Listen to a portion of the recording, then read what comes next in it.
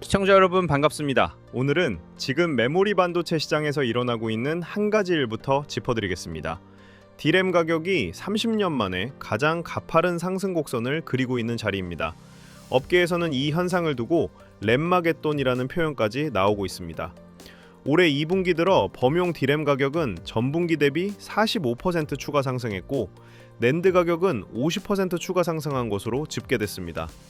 직전 분기 가격이 이미 55에서 60% 상승했던 점을 고려하면 두 분기 연속 50% 안팎의 상승이 이어진 자리입니다. 가격이 오른다는 사실 자체보다 왜 오르고 있는지 그 구조가 핵심입니다. 이 흐름이 단순한 사이클성 반등이 아니라 메모리 산업의 룰 자체를 다시 쓰는 변화라는 평가가 이어지고 있습니다.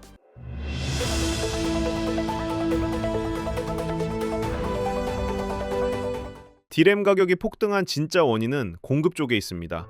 삼성전자, SK하이닉스, 마이크론, 글로벌 메모리 3사가 AI용 고성능 메모리, 즉 HBM 생산에 공장을 집중적으로 쏟아붓고 있습니다. HBM이 일반 D램보다 훨씬 비싼 데다 빅테크의 수요가 폭증하고 있기 때문입니다. 그러다 보니 우리가 평소 쓰는 일반 D램과 낸드를 만들 공장이 부족해진 것입니다. 빵집이 케이크 굽는데 모든 오븐을 쓰면 식빵이 만들어질 자리가 없어지는 것과 같은 구조입니다.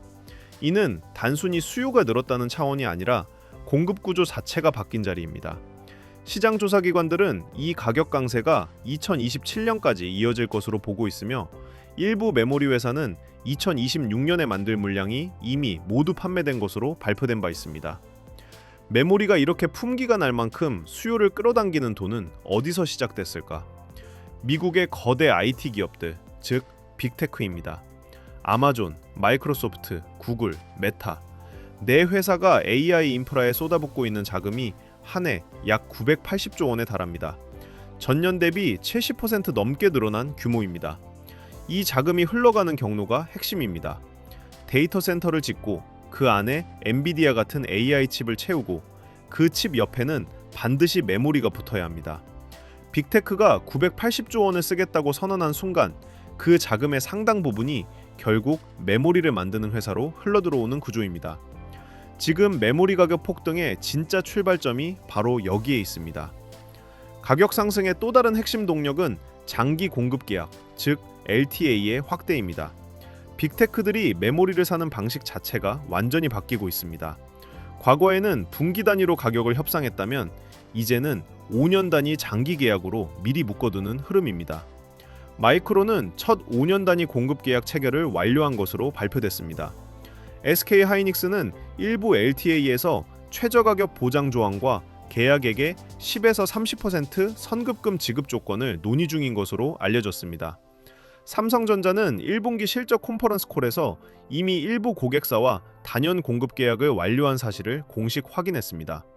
월가에서는 이 흐름을 두고 메모리 산업이 5년 이상의 장기 계약이 오가는 지속 가능한 모델로 진입했다는 평가가 나오고 있습니다. 가격 변동성이 차단되면서 과거 반도체 산업이 반복해온 사이클성 가격 폭락 자체가 구조적으로 사라지는 자리입니다. 다음에 메모리 시장의 수급 구도도 점점 더 극단적으로 벌어지는 흐름입니다. 다음에 메모리 수요 증가율은 17에서 20% 수준으로 추정되고 있습니다. 반면 범용 D램과 낸드의 출하 증가율은 4에서 6% 수준에 그칠 것으로 전망됐습니다. 수요는 20% 증가, 공급은 5% 증가. 이 격차가 만들어내는 가격 상승 압력은 매우 강할 것으로 평가됩니다. 여기에 평택 사공장 P사의 신규 증설이 HBM 생산 능력 확대에 집중되면서 범용 메모리 공급은 더욱 제한되는 흐름입니다. UBS는 다음 분기 서버 DDR 계약 가격이 전분기 대비 약 60% 상승할 것으로 전망했고 이는 기존 예상치인 37%에서 상향된 수치입니다. 엔비디아의 차세대 AI 가속기 베라루빈이 메모리 산업에 가져온 변화도 핵심입니다. 베라루빈에서 메모리가 차지하는 원가 비중은 25%에 이를 것으로 전망됐습니다. 이는 직전 플랫폼 블랙웰 대비 5배 이상 확대된 수치입니다. 같은 GPU 한 대를 만들 때 들어가는 메모리의 가치가 5배로 뛴다는 의미입니다. GTC 타이페이 2026에서 베라루빈의 본격 양산 진입이 공식 선언된 만큼 이 흐름이 메모리 회사 실적에 직접 반영되는 시점이 임박했다는 평가가 이어지고 있습니다. HBM 시장의 점유율 그림도 빠르게 바뀌고 있습니다. 2026년 HBM사 시장 점유율 전망은 SK 하이닉스 54에서 55%, 삼성전자 28에서 29%, 마이크론 17에서 18%로 집계됐습니다. 그러나 다음 해부터의 그림은 완전히 다릅니다. UBS는 2027년까지 삼성전자가 HBM 시장 점유율에서 SK 하이닉스와 동등한 수준에 도달할 것으로 전망했습니다. 2027년 기준으로 두 회사는 각각 HBM 비트 시장 점유율의 약 40%를 차지하게 되고 나머지 20%를 마이크론이 차지할 것으로 추정됐습니다. 이는 삼성전자가 HBM 시장에서 본격적인 추격에 성공하는 흐름이라는 의미입니다. HBM사 세계 최초 양산 출하와 HBM사 22단 샘플 세계 최초 출하가 이 흐름의 시작점입니다. 범용 디램 시장에서도 의미 있는 변화가 확인됐습니다. 삼성전자의 글로벌 디램 점유율이 36.6%로 1위를 탈환한 것으로 집계됐습니다. 지난해 4분기에 SK 하이닉스의 30여 년 만에 처음으로 내줬던 자리를 1년 만에 다시 되찾아온 자리입니다. 가격이 폭등하는 시기에 시장 점유율 1위까지 회복했다는 점이 다음 분기 실적에 직접적인 영향을 미칠 변수로 평가됩니다. 가격과 점유율이 동시에 회복되는 구조가 만들어지면 매출과 영업이익이 함께 점프하는 그림이 가능해지는 자리입니다. 가격 폭등은 출하 데이터에도 그대로 반영되고 있습니다. 지난달 한국 메모리 반도체의 영업일 평균 수출 금액이 9억 5천만 달러로 전년 동기 대비 262% 증가한 것으로 집계됐습니다. 품목별로 보면 D램 340%, 낸드 289%, SSD 717% 증가 흐름이 확인됐습니다. SSD 수출 증가율이 7배를 넘었다는 점은 AI 데이터 센터의 스토리지 수요가 폭증하고 있음을 직접 보여주는 신호입니다. 여기에 한국의 5월 무역 수지는 269억 달러로 사상 최대 규모를 기록한 것으로 집계됐습니다. 메모리 수출 폭증이 한국 경제 전체의 무역 수지를 사상 최대로 끌어올린 자리입니다. 글로벌 시장의 흐름도 같은 방향을 가리키고 있습니다. 미국 고용 호조와 반도체 섹터의 폭발적인 강세에 힘입어 S&P 500 지수와 나스닥은 사상 최고치를 다시 갈아치웠습니다. 특히 필라델피아 반도체 지수가 5.5% 급등한 자리입니다. 인텔이 애플의 차세대 칩 공급 계약을 따냈다는 소식에 14% 솟구쳤고 마이크론은 시가총액 2천억 달러를 돌파하며 금융 대장주 JP모건을 제친 것으로 집계됐습니다. 월가는 이 흐름을 실적이라는 확실한 연료를 채운 정당한 질주로 평가하고 있습니다. 가격 폭등, 수출 폭증, 점유율 회복, 글로벌 증시 사상 최고. 이 흐름들이 같은 시점에 정렬되고 있다는 점이 시장이 한국 메모리에 매기는 가격표가 다시 그려지고 있다는 의미입니다. 여기서 시청자분들이 꼭 짚어두셔야 할 변화가 있습니다. 과거 메모리 산업이 반복해온 치킨 게임이 구조적으로 종료되는 자리라는 점입니다. 과거에는 경쟁사들이 가격이 하락할 때 적자를 견디지 못해 투자 축소와 감산을 시작했고 그 과정에서 삼성전자가 시장 점유율과 기술 격차를 동시에 확대해 왔습니다. 그러나 지금은 다른 그림입니다. 빅테크의 단연 장기 공급 계약이 자리 잡으면서 가격 하락 압력 자체가 차단되는 구조가 만들어지고 있습니다. 여기에 HBM 같은 고성능 메모리가 한 단계 비싼 가격대에 자리 잡으면서 메모리 산업 전체가 한 단계 위의 사업 영역으로 올라서는 흐름입니다. 월가가 메모리 업계를 지속 가능한 모델로 평가하기 시작한 진짜 배경이 바로 여기에 있습니다. 이러한 구조 변화는 실적 전망에 그대로 반영되고 있습니다. 삼성전자의 올해 연간 영업이익 전망치는 367조 1천억 원에 달합니다. 전년 대비 743% 증가한 사상 최대 수치입니다. 이 가운데 반도체 부문 영업이익은 356조 7천억 원으로 전년 대비 1335%라는 기록적인 성장률이 추정됐습니다. 디램에서 269조 6천억 원, 낸드에서 91조 7천억 원의 영업이익이 나올 것으로 전망됐습니다. 다음해 영업이익은 488조에서 548조 원까지 확대될 것으로 추정되고 있습니다. 삼성전자가 과거 한 해 최대로 기록했던 영업이익은 2021년 슈퍼사이클 당시에 51조 원이었습니다. 올해 전망치 367조 원은 그보다 7배 이상 큰 규모입니다. 메모리뿐 아니라 파운드리 사업에서도 의미 있는 변화가 진행 중입니다. 가동률은 80%를 넘어섰고 최첨단 2나노 공정 수율은 60%대까지 안정화 단계에 진입한 것으로 발표됐습니다. 당초 2027년으로 예정됐던 삼성전자 파운드리 흑자 전환 목표 시기가 올해로 1년 앞당겨진 것으로 전해졌습니다. 수주 흐름은 빠르게 가시화되고 있습니다. 테슬라의 차세대 AI 칩 AI5와 AI6을 위탁 생산하는 약 165억 달러 규모의 장기 계약, 엔비디아 베라루빈 HBM 우선 공급망 진입, 클로드 개발사 엔트로픽의 전략 인프라 파트너십, 여기에 중국 최대 전기차 업체 BYD를 비롯한 현지 완성차 기업들과의 자율주행 시스템 온칩 공급 계약 논의까지 더해진 자리입니다. 수년간 적자를 이어왔던 사업이 흑자 구간으로 전환되는 시점이 임박하고 있습니다. 삼성전자의 또 다른 강점은 사업부 간 수직 통합 구조에 있습니다. 자체 설계 AP 엑시노스 2600은 2나노 공정에서 양산될 계획이며 세계 최초로 AMDR-DNA 4 아키텍처 기반 GPU를 탑재한 것으로 발표됐습니다. 연산 성능은 전작 대비 2배 향상된 것으로 평가됩니다.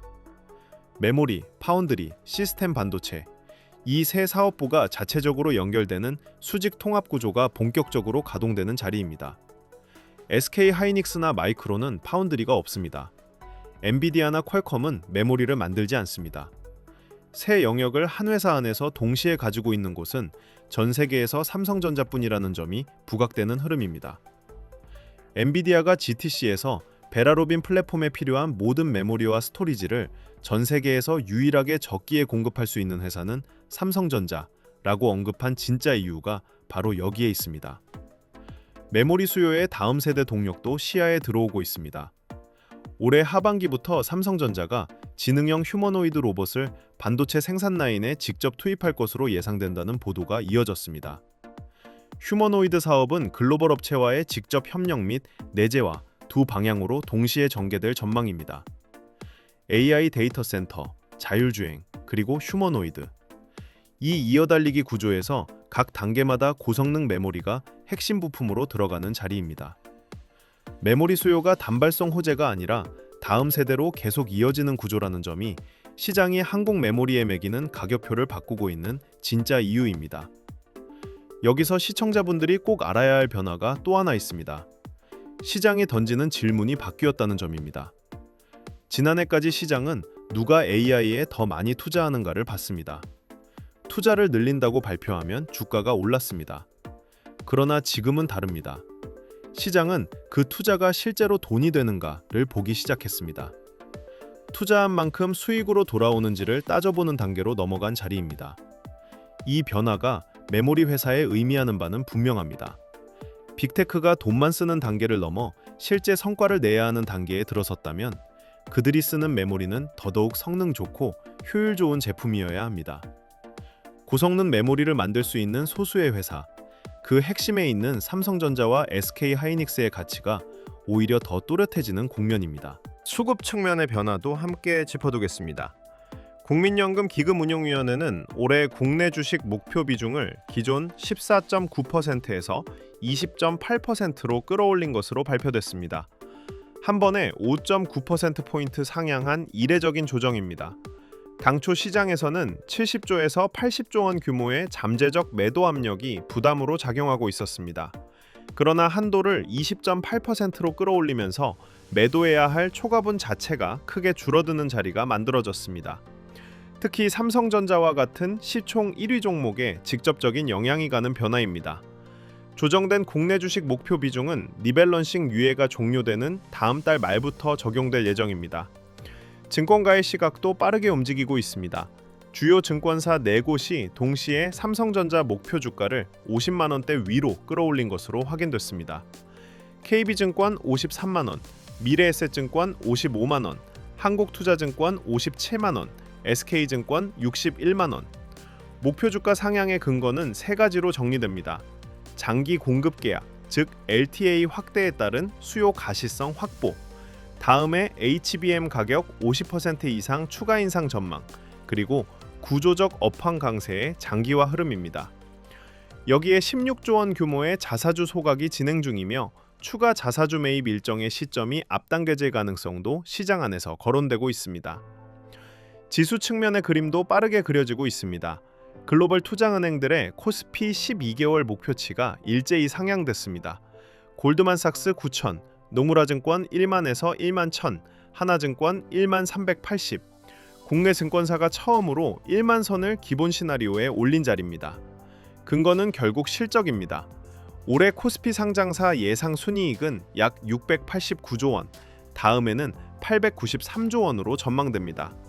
특히 삼성전자와 SK하이닉스의 합산 영업이익이 향후 2년 사이 폭증할 것으로 예상되면서 코스피 1만의 향방이 결국 반도체 투톱의 실적에 달려있다는 점이 다시 확인된 자리입니다. 여기에 코스피의 PER, 즉 주가 수익 비율은 약 7.3배 수준으로 글로벌 주요 증시 가운데 가장 낮은 수준입니다. 실적은 폭발적으로 늘어나는데 시장이 매기는 가격은 여전히 낮게 형성된 자리입니다. 자, 여기까지 들으시면 이런 생각이 드실 겁니다. 결국 오늘 뭘 해야 하는 거야? 정리해보면 단순합니다. 오늘 장은 그냥 운 좋게 마치는 사람이 이기는 장이 아닙니다. 기준이 있는 사람이 버티는 장입니다. 삼성전자가 40만 원대 위치까지 도달하느냐, 그 흐름이 반도체 주변 종목으로 퍼지느냐, 그 다음 돈이 어디로 이동하느냐, 이걸 봐야 하는데요. 문제는 개인 투자자분들이 이 흐름을 매일 혼자 정리하기가 어렵다는 겁니다. 뉴스는 너무 많고요. 종목도 너무 많고요. 누구는 삼성전자만 보라고 하고, 누구는 하이닉스가 답이라고 하고, 누구는 장비주를 보라고 하고, 또 누구는 전력 인프라가 다음이라고 합니다. 이러면 결국 기준 없는 사람은 가장 시끄러운 뉴스에 끌려갑니다. 그래서 이런 자료가 필요한 겁니다. 삼성전자 이후 돈이 이동할 수 있는 후보군, 각 종목군별 대응 기준, AI 주식 보조지표, 템플릿, 지표 사용 설명서, 섹터별 자금 흐름, 매매 전 체크리스트, 관전 포인트 정리까지 같이 준비했습니다. 저번에 드렸던 책 자료들 기억하시죠? 주식의 타이밍, 개미가 놓친 돈의 흐름, 돈이 돈을 부른다, 그리고 코스피만의 시대, 돈의 흐름을 읽는 법까지. 이 자료들을 받아보셨던 분들은 주식시장이 단순히 좋은 뉴스 하나로 움직이는 게 아니라 돈이 어디서 시작되고 어느 섹터로 번지고 개인들이 언제 뒤늦게 따라붙는지 그 흐름을 조금은 감 잡으셨을 겁니다. 이번에는 거기서 한 단계 더 들어가겠습니다. 큰 흐름을 보는 책 자료에 더해서 실제 장에서 바로 확인할 수 있는 삼성전자 이후 돈이 이동할 수 있는 후보군, 각 종목군별 대응 기준, AI 주식 보조지표, 템플릿, 그리고 지표 사용 설명서까지 같이 준비했습니다. 기존 자료를 못 받으신 분들도 계실 수 있잖아요. 그런 분들을 위해 개미가 놓친 돈의 흐름, 주식의 타이밍, 돈이 돈을 부른다, 코스피만의 시대, 주식의 흐름을 읽는 법까지 전에 못 받으셨던 분들도 이번에 같이 받아보실 수 있게 준비해 두었습니다. 자, 이제 삼성전자만 보면 늦을 수 있습니다. 선도주만 보는 순간 수급의 다음 파도를 놓칠 수 있습니다. 지금 장은 삼성전자가 중심에 서 있는 건 맞습니다. 그런데 큰 돈은 한 종목에만 계속 머물지 않습니다. 처음에는 선도주가 먼저 움직입니다. 그 다음 수급이 주변 종목으로 퍼집니다. 그리고 후발주로 수급이 번집니다. 마지막에 개인 투자자들이 뒤늦게 따라갑니다. 큰 돈은 이미 핵심주에 먼저 들어가고 그 다음 장비, 소부장, 전력 인프라 쪽으로 번지는데 뉴스가 크게 퍼질 때쯤이면 이미 1차 움직임이 나온 뒤일 수 있습니다. 그래서 지금은 삼성전자만 볼 게 아니라 삼성전자 다음에 돈이 어디로 번질지 같이 봐야 합니다. 뉴스보다 먼저 돈의 흐름을 봐야 합니다. 이번 자료는 오늘 장에서 감정으로 흔들리지 않기 위한 기준표라고 보시면 됩니다. 삼성전자를 계속 들고 갈지, 일부를 덜어낼지, 눌림을 기다릴지, 아니면 삼성전자 다음으로 돈이 번질 수 있는 후보군을 준비할지 이 기준을 잡을 수 있게 구성했습니다. 이건 이 종목 무조건 사세요 이런 자료가 아닙니다. 리딩방도 아닙니다. 찍어주는 자료도 아닙니다. 대신 여러분이 직접 시장을 볼 때 어떤 섹터에 돈이 붙는지, 거래량이 살아나는지, 외국인과 기관 수급이 들어오는지, 관심 구간인지 주의 구간인지 체크할 수 있게 도와주는 자료입니다. 이번 자료도 100% 무료로 받아가실 수 있습니다. 받는 방법은 간단합니다. 구독과 좋아요 눌러주시고요. 댓글창에 구독이라고 남겨주세요. 그리고 설명란 링크로 신청하시면 됩니다. 여기서 미루지 마세요. 장 시작하고 나서 뒤늦게 기준을 찾으면 늦습니다. 자료 받아두세요. 당장 매수하라는 게 아닙니다. 먼저 기준을 잡자는 겁니다. 제가 주목하고 있는 후보군, 삼성전자 보유자와 신규 진입자가 봐야 할 관심 구간, 돈이 이동하는 순서, 섹터별 체크리스트, AI 주식 보조 지표. 이걸 받아두고 보는 사람과 그때그때 뉴스 보고 따라가는 사람은 완전히 다릅니다.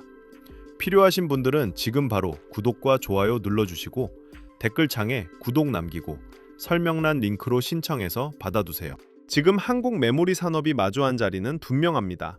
D램 가격 2분기 연속 50% 안팎 상승, 빅테크 980조 원 AI 투자가 만든 거대한 수요, 5년 단위 LTA가 차단한 가격 하방 변동성, 베라루빈의 메모리 원가 비중 25% 확대, 2027년 수요 플러스 20%, 공급 플러스 5%의 수급 격차, 삼성전자의 D램 점유율 1위 탈환과 HBM 시장 추격, 파운드리 흑자 전환 1년 앞당겨진 일정, 테슬라, 엔비디아, 엔트로픽, BYD까지 이어진 고객사 다변화, 휴머노이드와 자율주행으로 이어지는 다음 세대 수요, 치킨 게임 종료와 구조적 성장주로의 재평가. 이 모든 흐름이 같은 시점에 정렬되고 있다는 점이 시장이 한국 메모리에 매기는 가격표를 다시 그리고 있는 진짜 이유입니다. 가격이 아니라 시장의 구조 자체가 바뀌고 있는 자리입니다.